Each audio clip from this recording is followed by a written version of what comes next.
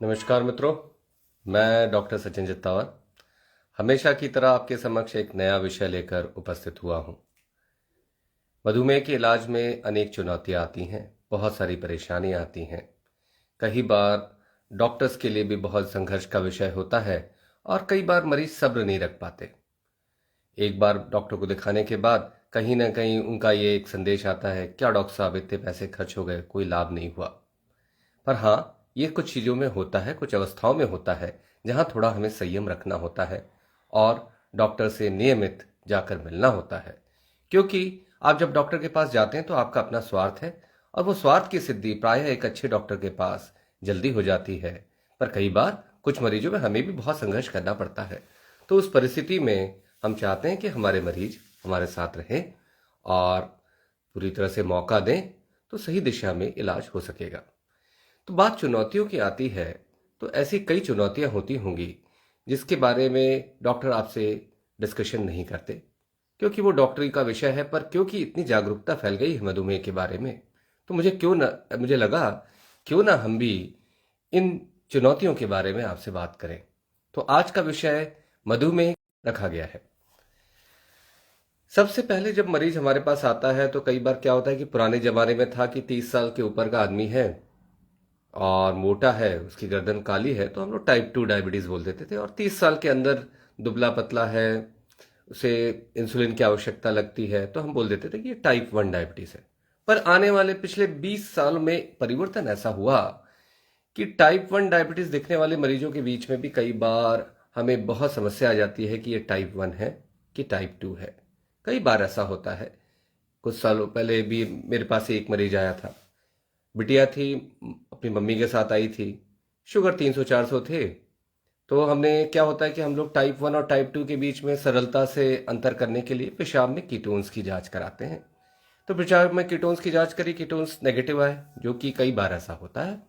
और वो रिपोर्ट तो सही होती है, कीटोन्स की जांच प्राय गलत नहीं होती। तो उनको विश्वास में लिया गया और ये बताया गया कि हाँ भाई, आप इंसुलिन के लिए तैयार नहीं है। तो आपकी उम्र जो है लगभग 20-21 साल है, तो ये परिस्थिति टाइप 1 के फेवर में जाती है। पर आप क्योंकि तैयार नहीं हो और कीटोन्स नेगेटिव आ रहे हैं, तो क्यों ना एक हफ्ते तक आप दवा लीजिए। तो ये हुआ कि एक हफ्ते के बाद उन्हें आना था। पर आज से 3-4 महीने के बाद वो लौटे नहीं, 3-4 महीने तक। और 3-4 महीने के बाद कहीं अन्य जगह जाके भर्ती हो गए। और टाइप 1 डायबिटीज में क्या होता है कि कई बार डायबिटीज में ऐसी परिस्थिति होती है कि शुरू में कीटोन्स नेगेटिव है, शुरू में गोलियों से ठीक हो जाता है, बाद में इंसुलिन बनाने की क्षमता कम हो जाती है। शायद ये केस ऐसे ही कुछ रहा होगा और कीटोएसिडोसिस हो गया। तो फिर उसके बाद ठीक हो जाने के बाद बात वही आ जाती है ब्लेम गेम की, कि डॉक्टर साहब आपने अच्छे से नहीं देखा। पर विचित्र बात यह थी कि मरीज को पहले ही बता दिया गया था और मरीज आया नहीं। तो ये टाइप 1 और टाइप 2 के बीच में डिफ्रेंशिएट करने के बीच में कई सारी ऐसी परिस्थितियां हैं जो कि जटिलताओं में आती हैं। एक आता है लाडा, इसको कहते हैं लेटेंट ऑटो इम्यून डायबिटीज इन यंग। कुछ लोग इसको कहते हैं 1.5 डायबिटीज, माने टाइप 1 और टाइप 2 डायबिटीज के बीच की स्थिति, जो कि मरीज ऐसा दुबला पतला रहेगा, टाइप 1 डायबिटीज जैसा दिखेगा। आप बाकी जांचें कराएंगे तो उसमें कीटोन्स नेगेटिव आएंगे और एंटीबॉडी की जांच कराएंगे। इंसुलिन के अगेंस्ट एक एंटीबॉडी होती है, गैड एंटीबॉडी। बहुत सारे अन्य भी होती हैं पर ये मुख्य है। तो कभी भी डॉक्टर आपको गैड 65 एंटीबॉडी कराने बोले तो आप मान लीजिए कि वो टाइप 1 और टाइप 2 के बीच में अंतर करना चाहते हैं। तो इन मरीजों में शुरू में हम जब गोलियां चालू करते हैं तो अच्छा असर आता है।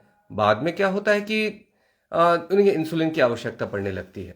तो ये परिस्थिति कुछ अलग सी है। तो ये इसलिए इसको शोधकर्ताओं ने इसको 1.5 डायबिटीज रखा है। तो ऐसे मरीजों में भी ये भी एक जटिलता बन जाती है। तो डॉक्टर को इस समय जांच करके देखना चाहिए कि मेरा मरीज किस परिस्थिति में है। एक और ऐसी परिस्थिति है कि 15-16 साल, 17 साल, ज्यादा से ज्यादा 20 साल की उम्र के आसपास मरीज को डायबिटीज होने लगती है।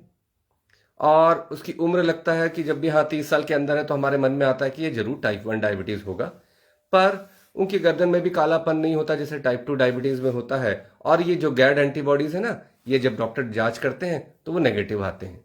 पर क्या है कि जब हम परिवार की हिस्ट्री लेते हैं तो पता चलता है कि उनके दादाजी को भी डायबिटीज था, पिताजी को भी डायबिटीज है, मौसा ताऊ को भी डायबिटीज था। तो ये ऑटोसोमल डोमिनेंट डायबिटीज जो है, जिसको हम मोनोजेनिक डायबिटीज कहते हैं, ये एक प्रकार है जिसको हम कहते हैं मॉडी, मैच्योरिटी ऑनसेट डायबिटीज इन यंग। इसके 6-7 प्रकार हैं, अब ये बढ़ते बढ़ते 14 प्रकार का हो गया है। तो ये जो मैच्योरिटी ऑनसेट डायबिटीज है दोस्तों, जब हम ये दिखता टाइप 1 जैसा है, पर जब हम इलाज करते हैं तो गोलियों से रिस्पॉन्ड करता है। पर इस डायबिटीज में भी हमें बहुत सारी जटिलताएं देखनी पड़ती हैं। कई बार क्या होता है कि लोगों के गुर्दे देखने पड़ते हैं कि कहीं वहां पे बहुत सारे सिस्ट तो नहीं है, लिवर देखना पड़ता है, बाकी अन्य बीमारियां भी इनके साथ में चलती हैं। और सबसे बड़ी बात है कि ये सिंगल जीन से ट्रांसमिट होने वाला ऑटोसोमल डायबिटीज है, ऑटोसोमल डोमिनेंट डायबिटीज है। तो इस प्रकार के डायबिटीज की भी आजकल विशेष जगहों पर जांच होती है। कई बार हमारे पास भी बहुत से ऐसे मरीज हैं जिनकी जांच हुई है और जिनके इसमें पॉजिटिव आया है, तो उस दिशा में फिर सोच बदल जाती है और भविष्य की प्लानिंग उस हिसाब से होती है। कुछ दिन पहले एक मरीज आए थे, उनको क्या था कि पेट में बहुत दर्द होता था, कुछ भी भोजन लेते थे दस्त जाना पड़ता था। और फिर उनको डॉक्टर ने देखा तो फिर बताया कि आपको पैंक्रेटाइटिस हो गई है। एक्सरे कराया तो पैंक्रियाज के वहाँ पे आपको कैल्शियम बहुत सारा मिला। तो जब इनकी शुगर की गई तो 300-400 शुगर आई, कभी कभार 500 भी हो जाती थी। दवा गोली से बहुत नियंत्रित नहीं हो रही थी, बड़ा ही रेजिस्टेंट टाइप का डायबिटीज था। तो डॉक्टर साहब मुझे तो पैंक्रियाज हो गया, उसके बाद डायबिटीज हो गई, और ये देखिए एक्सरे में कैल्सिफिकेशन भी है। तो कई बार क्या होता है कि कुछ विशेष क्षेत्रों के लोग जिनको जो कसावा लेते हैं, कुछ साउथ इंडिया में भी कुछ ऐसे क्षेत्र हैं जहां पे यंग लोग जो दुबले पतले हैं, उनका डायबिटीज 300-400 चल रहा है और पेट में बड़ा दर्द उठता है। पेट में दर्द ऐसा उठता है ये जो पीछे चला जाता है पीठ तक, तो ये पैंक्रियाटाइटिस का दर्द होता है। और इनको क्रॉनिक पैंक्रियाटाइटिस जैसे पिक्चर मिलते हैं जब आप एमआरआई कराते हैं या सीटी स्कैन कराते हैं। तो ये जो डायबिटीज है ये फाइब्रो कैलकुलस पैंक्रियाटिक डायबिटीज है, इसको पैंक्रियाज से होने वाली डायबिटीज भी कहते हैं। ये डायबिटीज शुरुआती दौर में तो गोलियों से रिस्पॉन्ड करता है, पर जल्दी ही इसे इंसुलिन की आवश्यकता मिल लगती है। इसलिए बहुत जरूरी है कि आपके डॉक्टर सतर्क रहें, लक्षणों पे भी ध्यान दें, केवल शुगर पे ध्यान ना दें। तो इसलिए क्या होता है, कई बार जब हम बहुत सारी जांचें कराते हैं तो मरीज कहते हैं डॉक्टर साहब आपको तो दिखाया, शुगर भी नॉर्मल हो गई, पर 2-2.5 हजार रुपए खर्च हो गए। पर यह परिस्थिति के लिए आपको किसी भी प्रकार से मलाल नहीं करना चाहिए, क्योंकि आप डॉक्टर को अगर खुला हाथ नहीं देंगे तो वो जांच कैसे करेंगे। बगैर जांच के तो डॉक्टर और आप में कोई अंतर ही नहीं है। वो जांचें ही हैं जो डॉक्टर का ज्ञान बढ़ाती हैं और उनकी सोच बढ़ाती हैं। अब एफसीपीडी की बात हो गई, हमने मॉडी की भी बात कर ली और टाइप 1 और टाइप 2 के बीच में अंतर की भी बात कर ली। और ऐसे कौन से डायबिटीज हैं जो कि कहीं ना कहीं आप अगर मिस करते हैं तो उसके दूरगामी परिणाम हो सकते हैं। मेरे पास एक मरीज आया, काफी हेल्दी था, लगभग 20 साल की उम्र रही होगी। पूरा चेहरा एकदम जैसे चंद्रमा की तरह चेहरा हो गया, ये बोलते हैं ना मून फेसेस, तो मून फेस हो गया। उसे कालापन भी था, गर्दन में भी काफी कालापन था, स्किन टैक्स थे, पीछे एक जैसे भैंस लोगों के, गाय भैंस के पीछे हम्प होता है ना, वैसे ही बफेलो हम्प वैसा था। और शरीर में तो स्ट्रेच मार्क्स, धारियां पेट में बनी हुई थी, लाल लाल धारियां। उसे शुगर के अलावा ब्लड प्रेशर भी बढ़ा हुआ था। तो उसे रूटीन डॉक्टर्स देख रहे थे, उनको बताया कि भाई तुम्हें मोटापे के कारण डायबिटीज हो गई और अब तुम्हें इंसुलिन लेना पड़ेगा या गोली लेनी पड़ेगी। तो जब मरीज की परिस्थिति देखी तो ऐसा शक हुआ कि कहीं इसमें कॉर्टिसोल नाम के हार्मोन की अधिकता तो नहीं है।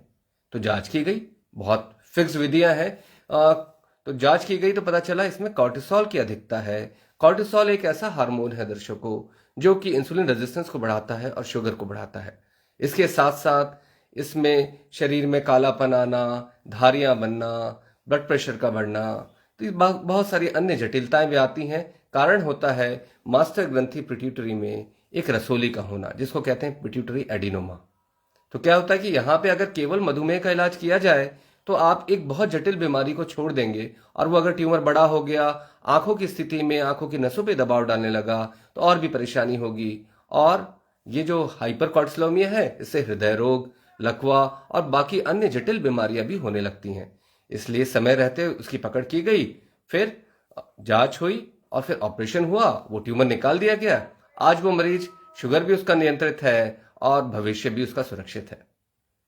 एक मरीज ऐसा आया, जबकि देखिए मैं उस समय हार्मोन का विशेषज्ञ नहीं था, मैं थोड़ा भोपाल के बाहर प्रैक्टिस करता था। बाहर मतलब शहर के बाहर, अब वो इलाका अब शहर में आ गया है। तो वहां पे एक बच्चा आया, उस बच्चे का जो फेसिस था वो काफी ऊंचा लग रहा था। वो 17 साल का बच्चा था, उसके लगभग 6-6.5 फीट हाइट थी और हाइट की समस्या नहीं थी, उसे समस्या ये थी कि डॉक्टर साहब मुझे अचानक से झुंझुनी आती है, चक्कर आते हैं। और फिर उसका शुगर की जांच करी, शुगर बढ़ा हुआ, ब्लड प्रेशर बढ़ा हुआ। तो थोड़ा सा गौर करने पे चेहरा कुछ अलग लगा। एक तो सामान्य से अधिक ऊंचा था, चेहरा कुछ अलग लगा। चेहरे में ऐसा है कि जो कोर्स फेसिस होती है ना, जो आपकी ये पॉइंटेड ये चीजें, ये प्रोमिनेंट हो गई, उभर के आ गई। तो उभर के आ गई तो उसको कहते हैं एक्रीमेगुलॉइड फेसिस। फिर उसके हाथ देखे गए तो हाथ भी काफी चौड़े चौड़े, पैरों में भी वही स्थिति। उसने बताया कि वो अंगूठी पहनता था, अब वो अंगूठी पहन ही नहीं पा रहा क्योंकि उंगली बड़ी हो गई साहब, और चप्पल का साइज बढ़ने लगा। तो इसमें बात आती है कि अगर ब्लड प्रेशर और डायबिटीज का इलाज करते तो ये बीमारी मिस हो जाती। फिर उसकी जांच की गई, ग्रोथ हार्मोन की अधिकता देखी गई। तो ग्रोथ हार्मोन की अधिकता देखी गई तो फिर एमआरआई किया गया मास्टर ग्रंथि का, और फिर पिट्यूटरी ट्यूमर निकला। तो ये केस था एक्रोमेगैली का। तो दर्शकों, कई बार एक्रोमेगैली जहां ग्रोथ हार्मोन की अधिकता हो जाती है, ऐसे मरीज भी शुगर की बीमारी के साथ आते हैं। इनका ब्लड प्रेशर बढ़ा रहता है, इनको हृदय रोग होने की संभावना रहती है, और अगर इन जटिलताओं की विवेचना ना की जाए तो इनके जीवन को खतरा हो सकता है। तो केवल शुगर नॉर्मल करना हमेशा इलाज नहीं होता। वैसे क्या हुआ कि कुछ दिनों की बात है, एक ऐसे ही मैं ऑल इंडिया इंस्टीट्यूट में जब था तब भी एक मरीज देखा था हमने। एक या दो ही मरीज देखे हैं अभी तक इसके। तो ये मरीज जो आता था, इसको चमड़ी में बहुत सारे इन्फेक्शंस थे। ऐसा इन्फेक्शन था कि जिनको हम बोलते हैं बिल्कुल डिस्क्रिप्टिव इन्फेक्शन था। कभी पैर में होता था, कभी कूल्हों पे आ जाता था, कभी छाती पे आ जाता था, कभी हाथ पे आ जाता था।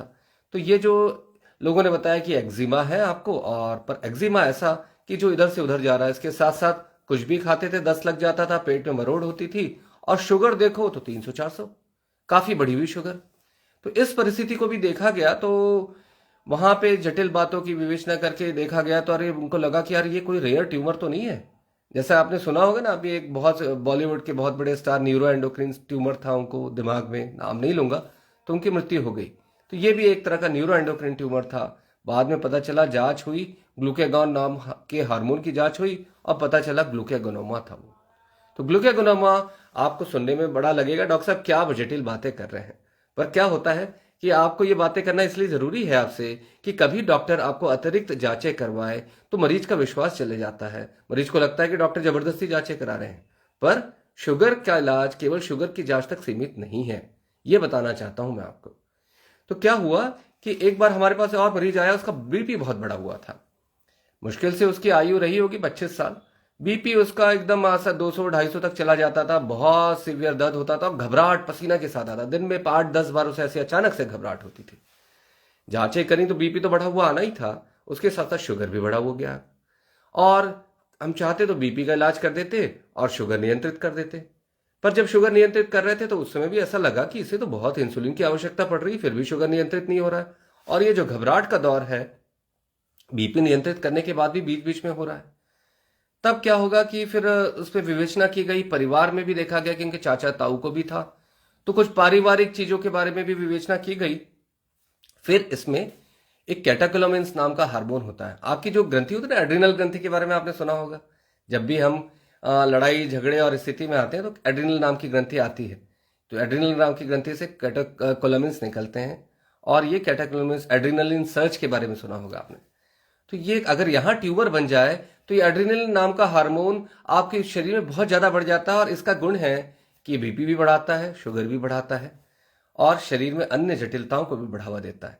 तो इसमें भी काफी विवेचना की गई और देखा गया कि इसको एक एड्रिनल ग्रंथि में ट्यूमर था, और जिसको फियोक्रोमोसाइटोमा कहते हैं। फिर इसको तैयार करके ऑपरेट किया गया। ऑपरेशन के बाद शुगर भी ठीक और ब्लड प्रेशर भी ठीक, और मरीज आज बिना किसी दवा के घूम रहा है। तो ये परिस्थितियां, जो जटिल परिस्थितियां हैं, जिनको आप जटिल डायबिटीज भी कह सकते हैं, ये इतनी ऐसा नहीं है। ठीक है, मानता हूं कि इनके नंबर्स कम हैं, हजारों में एक हाथ केस ऐसा होगा। पर जब भी आपके डॉक्टर को ऐसी स्थिति लगेगी तब आपको जरूर इस ये व्यवस्था करके उनको ये जांच करने दीजिए। कई बार क्या होता है, डॉक्टर साहब क्या 4,000 रुपए की जांच करा ली, अभी तक कोई फायदा नहीं हुआ। हो सकता है आपके डॉक्टर उन जटिलताओं को देख रहे हों, और उन जटिलताओं को देखने के बाद वो विवेचना करेंगे, और उस विवेचना करने के बाद वो निर्णय लेंगे कि इस डायबिटीज का इलाज कैसे होना चाहिए। कई बार क्या होता है, क्योंकि ये कहना बड़ा आसान है कि जब कोई दूसरा डॉक्टर आपको ये चीज के बारे में बताएगा तो आपको लगेगा कि पहले डॉक्टर ने तो बड़ा मेरे साथ धोखा कर दिया। तो इन बातों को मुझे लगा कि क्यों ना जनता के बीच में इन जटिलताओं के बारे में भी बात की जाए। तो आशा है आपको मेरी बात समझ में आई होगी, और जब भी आपके डॉक्टर आपका इलाज करेंगे, आप संयम से रुककर उनकी बातें सुनेंगे, और वो जो जांचें बोलेंगे वो बिल्कुल आपके योग्य डॉक्टर होंगे तो आपको बिल्कुल सही जांचें कराएंगे।